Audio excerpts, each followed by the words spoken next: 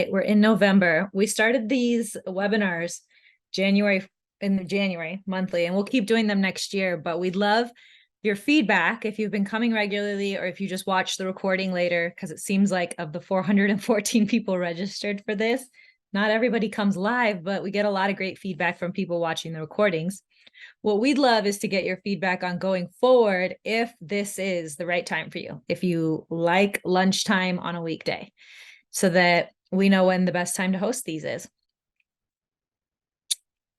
To dive into what we have going on today, there's some major news that has happened within our industry, and it has impacts on the realtors in the business, but also for consumers. So if you're not up to speed on what's going on,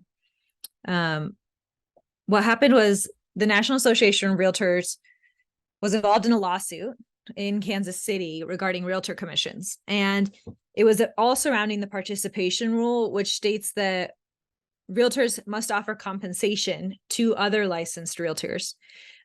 Essentially, it forces the seller to pay 5 to 6% commission is what's standard. And the lawsuit said that this requirement of sellers to pay the commission to both sides, to both agents, violated the Sherman Antitrust Act. The NAR was found guilty yesterday, and there's a lot of reactions to this from various realtor associations, from NAR, locally as that filters down. In reality, we may not see any major changes in the industry. And if you read the settlement from yesterday, it's not requiring anything to be drastically different. But the reason it's getting such big news is it started a lot of conversation and brought a lot of attention to realtor commissions and the impact they have on the marketplace. As the cost of real estate has gone up significantly, that has also meant that realtor commissions go up. And of course, this is true for all goods. We're dealing with inflation across all sectors, and a lot of industries are paid a commission based on the price of the good. So as the good goes up in price, the commission paid to those selling it goes up.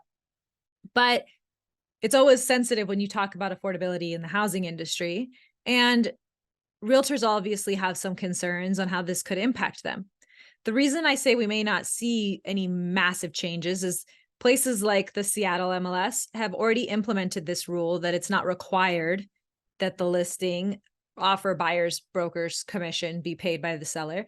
But there's a lot of realistic logistics that go into this, and we haven't seen any changes in Seattle. 99% of listings still offer some sort of compensation to the buyer's realtor, because that's the way it's worked for over 100 years. And there's pros and cons, sure, but a lot of sellers know that they want as many eyes and as much attention on their listing as possible, especially in times like this. So they're going to offer compensation to buyer's agents to increase their motivation to bring their buyers to that property.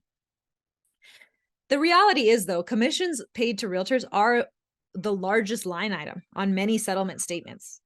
And there's always been the debate of, who's actually paying this. Sure, it's a hard expense to the seller, and it comes from their net proceeds.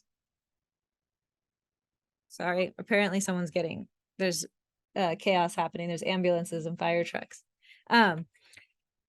So people would say, okay, it comes from the seller's funds, right? The money they take home from the sale is reduced by the amount paid to the realtors on both sides. But the buyer is the one providing the money to the seller. The buyer is the one paying the down payment and taking out the debt for the mortgage. So all their money is what's funding the transaction. So was it the buyer always paying the realtors? But it wasn't a hard expense to the buyer before. And going forward, if it's not going to be the listing agent paying out the commission to the buyer's agent, if it's not going to be the seller funds used to pay it, who will pay it? Will buyers have to pay it? We don't know yet. We don't know if, Fannie and Freddie are going to change loan guidelines so that buyers could pay the realtor. And we don't know if any of it's even going to be necessary, because like I said, this has already been implemented in other markets and nothing changed. Listing agents and sellers still offered compensation the same way it's always been paid to buyer's agents. But for my realtors on this call, it would be important to become aware of the fact that more and more people, more and more average consumers will know that your commission is 100% negotiable, which means you need to be very clear on your value proposition and why you should be paid what you're paid. You've already received correspondence from me on this last week, and my team is more than happy to help you with this, because it turns out that as lenders, we're used to being commoditized and having to know what our value add is in the transaction and how to clearly explain that to a consumer. But for all my buyers, all my consumers on this call, before you sign a buyer broker agreement, which may become more and more common practice, I want you to protect yourself, and I want you to make sure that that realtor whose buyer broker agreement you're signing is really the best realtor to represent you. And there's some important questions you can ask to help figure that out. You should ask them what training they've done in terms of negotiating, because it's hard. Negotiating is hard, but good realtors know how to do it, and good realtors want to do that for you. They don't want to just put a deal together. They want to get you the best deal. You want to ask them what type of outside information do they seek regarding the economy and the housing market. I'm going to circle back to this when I give you your market update, but it's an important thing to know. How will their network help you get the right home quicker? Ask them if their commission comes up in negotiations, because like I said, we don't know how much is actually going to change. But if their commission comes up in negotiations, how will they offer you transparency on exactly how it's going to get paid and how they're going to continue to act in your best interest? And what are the possible different ways that their commission could end up getting paid? You should know this before you sign any buyer broker agreement. Okay, so I said I would circle back to how people get their information. One thing has become really clear to me this year, and that's that we have to look to a variety of sources to know what's really happening and to understand, because it's really complex what's happening with the economy and the housing market, but also the information that we are fed inside the industry as real estate professionals is specifically designed so that we don't jump out our window. It's not always the whole story. And the media, on the other hand, is only selling fear. They only care about clicks and viewers, so they pump fear and anxiety into every headline, which is also not the most helpful and not the whole story. So the truth lies in much more boring sources, and I've made it my job to scour all of those for you guys so that I can send you my weekly blog, and so that we can put on these housing webinars, and so that we can have intelligent conversations about what we're actually seeing as boots on the ground. This is important to ask any realtor you're going to work with as well, because again, you want a well-rounded advisor, someone who's informed from a lot of different places on what is happening and how it could potentially play out. Interest rates are a major part of a market update. We just had the second consecutive Fed Reserve meeting, and with them holding the Fed funds rate steady. The meeting also concluded with them upgrading their general rating of the US economy. So I guess the truth is that economic activity continues to expand. When I talk to people about how much money they have to spend, it seems to be a different story, but the numbers show that the economy is growing at a decent rate. And the labor market, according to the numbers, is not shitty. It's not great. Employment gains are slowing, but at least based on the numbers, it looks okay.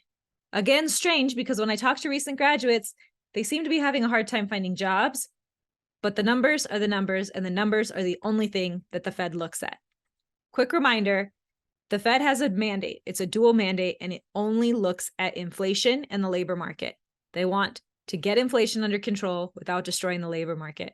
And so far, they seem to have been able to work towards that goal without causing too much damage, which leaves us with interest rates that are leveling out this week between 7.5% and 8%. A big part of our economy is millennials, because we are a huge demographic of buyers and consumers of really any good, but especially real estate. But when you look at millennials, it's often talked about that they have a different set of priorities. They value experiences over possessions, it seems. And I get it, I'm generalizing. But when we look at the data, millennials have children later and they buy homes later, and they value quality of life more than they value home ownership. And I started thinking, like, why is it this way? Why is this generation so different than the generations before them?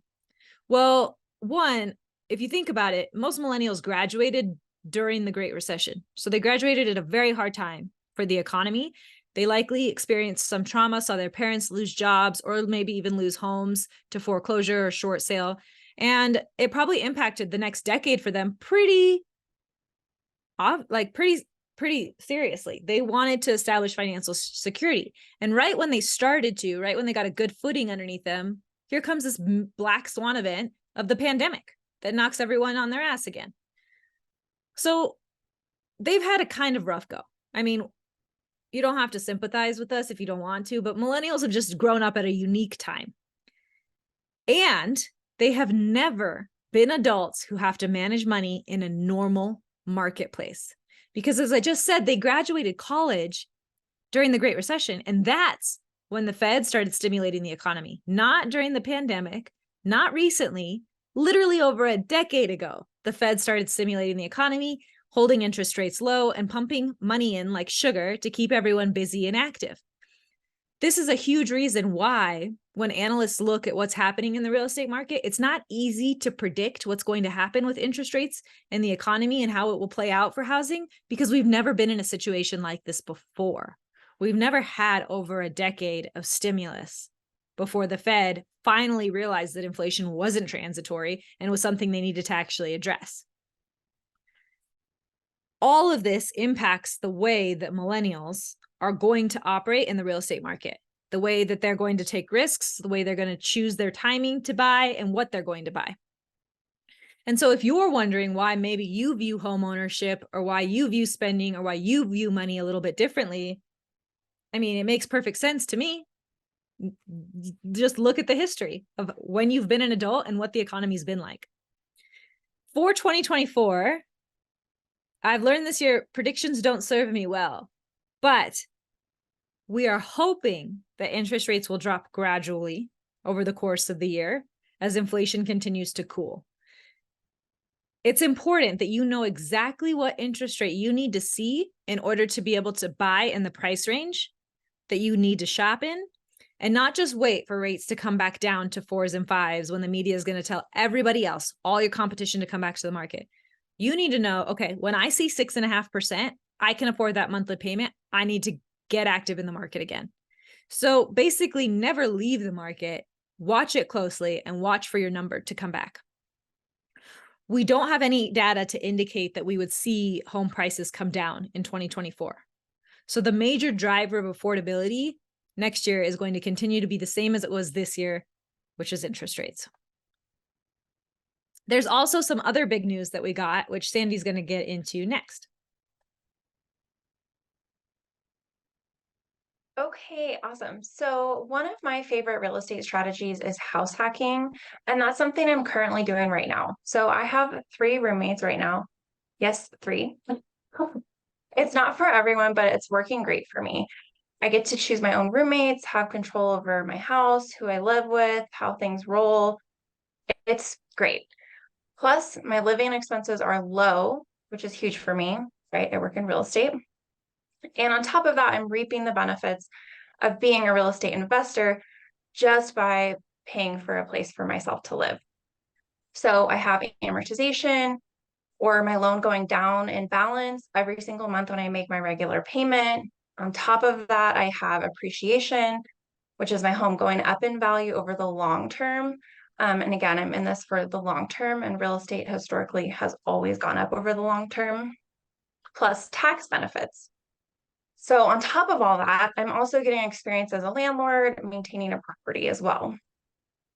An even cooler way to do a house hack is to buy a multifamily property and just live in one of the units. This is like the dream house hack because you can have other renters pay for all or most of your mortgage and not even need to live with them in the same space. So on that note, some really amazing news just came out from Fannie Mae. They're slashing the minimum down payment required for multifamily properties from 15 to 25% all the way down to 5%. So starting on November 18th, you'll only need 5% to buy a 2, 3, or 4-plex that you're planning to occupy as a primary residence. So for comparison, the down payment previously required for those properties, like let's look at a $600,000 duplex, you would have needed at least a $90K down payment.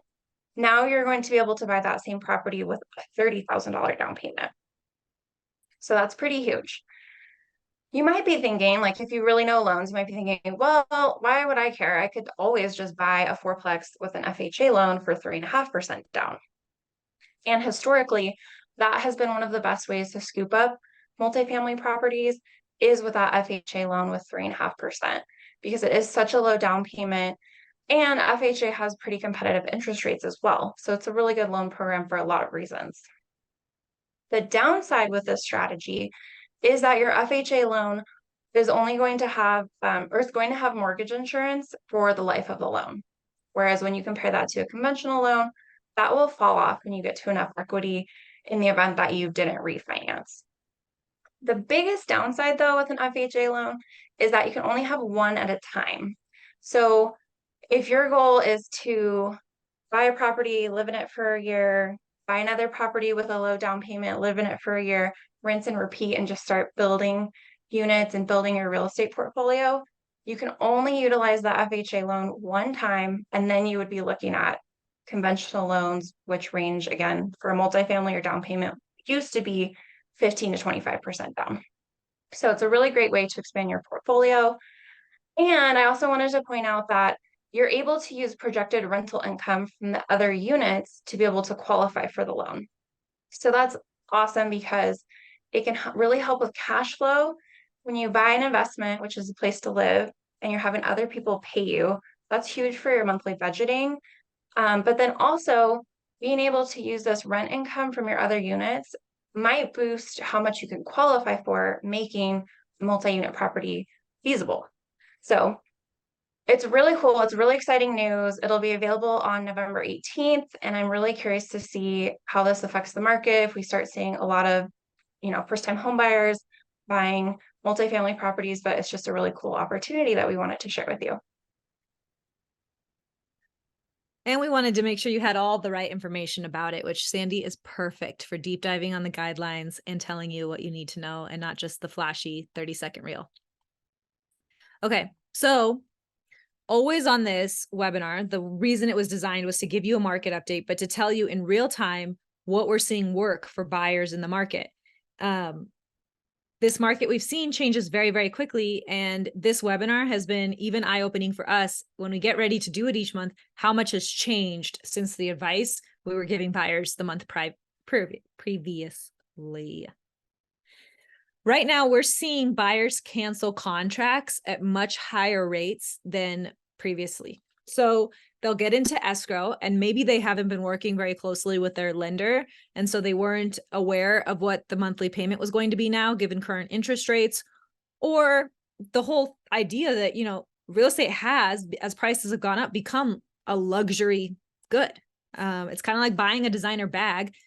When you're spending a lot of money for it, you want it to be perfect. You're not going to buy one that has like a scuff in it or some stitching loose. So we see that buyers, when they get through their inspections, they're like, I'm already paying top dollar for this house. I'm not going to also repair the roof.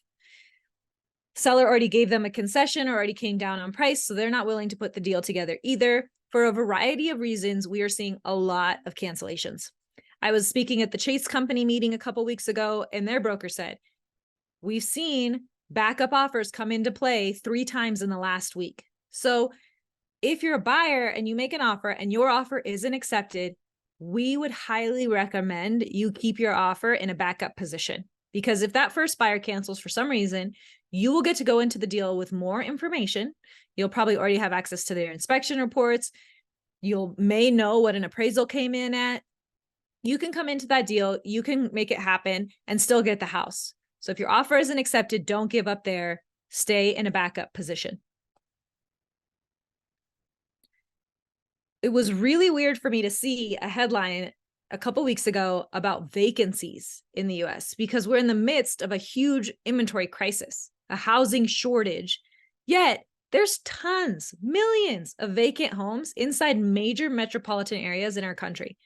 So ask your realtor to get with the title company, gather the data on vacant properties in the area, because you can approach that seller to make an offer. And those are probably the deals where you'll actually be able to put together some sort of creative financing, the type of stuff you see on TikTok and on Instagram Reels that's not always the most applicable, like subject to financing or assumable loans or seller carry, though that's probably where you'll find sellers who are willing to do those type of deals because they're currently just having a property sit vacant.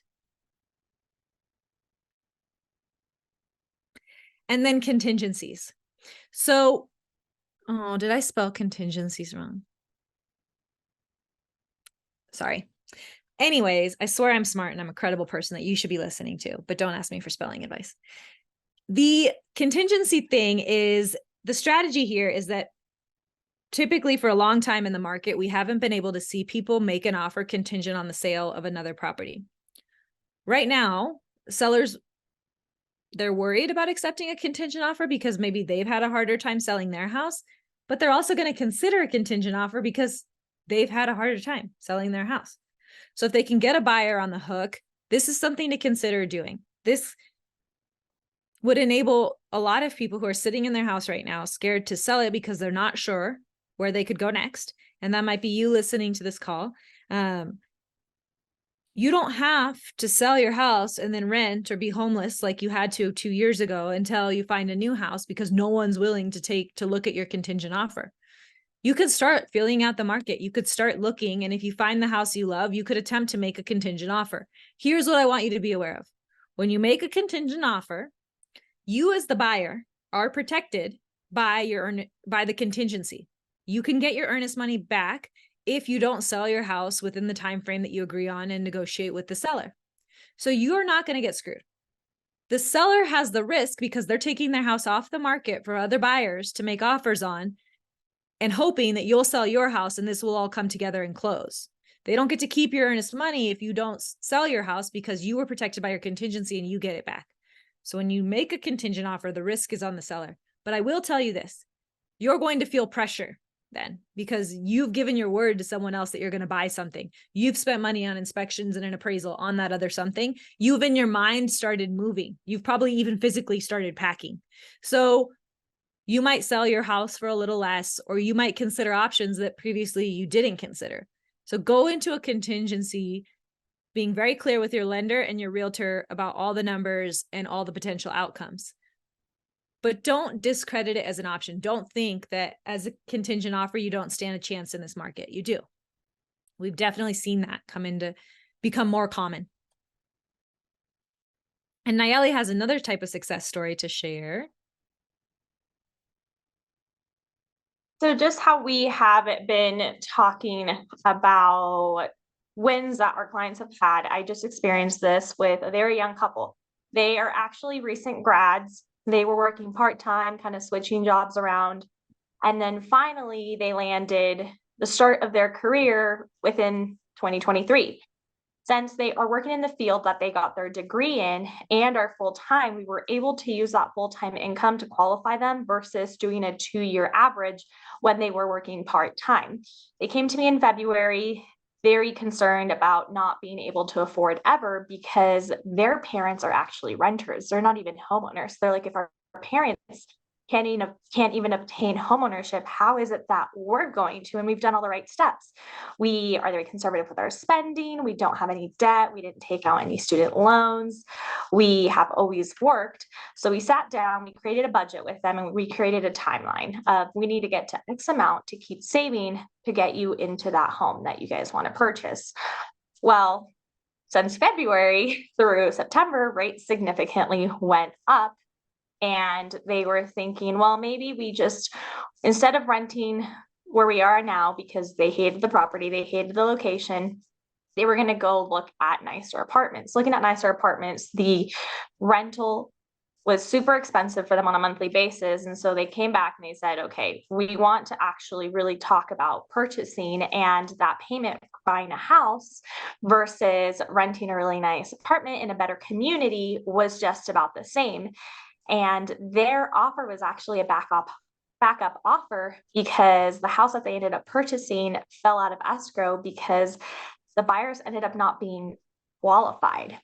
And so they were able to save money with not having to pay for inspections because the seller let them use the previous inspection. So not only did we save time on not having to do inspections, saved a ton of money on those, They also were able to really negotiate, and we did a 1.0 buy down. So they got an interest rate lower for the first year, and they've got all of their closing costs paid for, and they didn't pay for any inspections. But their first time home buyers, like they were able to buy, and even then, like at the signing table, they're like, are you sure we should be doing this? Like, this is so scary. Like, our parents are renters. We shouldn't be doing this. And I talked them down, and they're like, you know what?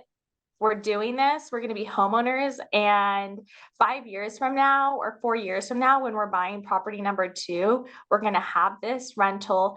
And 30 years from now, we're not going to have to work so hard, and we're going to have passive income for when we are retired, because this house will be paid off by then.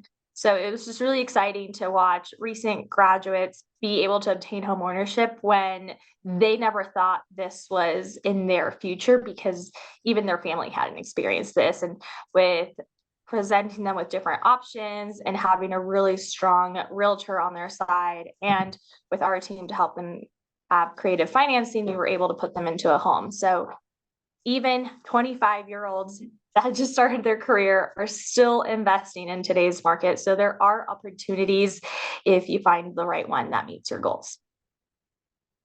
And we want to show everybody that. That's why we want to do this webinar. That's why we're happy you're here. And that's why we try to keep you guys in the loop, because the media would not have you believe that stories like the one that Nayeli just told are real and that they're happening, but we see them happening.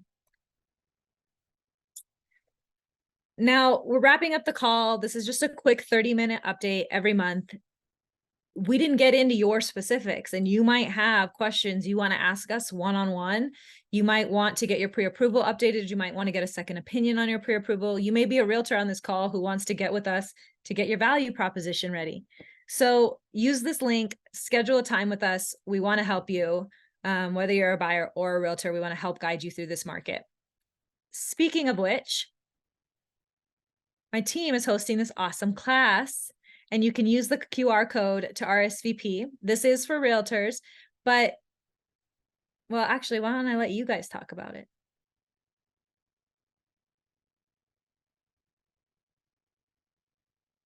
Do you want to Go go, ahead, Sandy? Nayeli. Go for it. So we wanted to put together a class for realtors so that we can really make sure that we're all growing together, and that realtors are in the loop of the ever-changing guidelines that we experience on a monthly basis with loans and things that we're seeing come up time and time again that should be avoided, to not only save you trouble, but also our clients trouble and have them save money. So we put together a class that we're going to be hosting on things that you need to know and that are really going to elevate you from just being a realtor to being an actual advisor and being an expert in your field, and knowing that when you get a question from a client about lending, you're not going to be like, you're going to feel a lot more confident responding to it and knowing how to engage with us more, so that there is more transparency, so that all of our clients are hearing the same things. Perfect. Thank you guys for being here. We're here to support you, and we'll see you next month.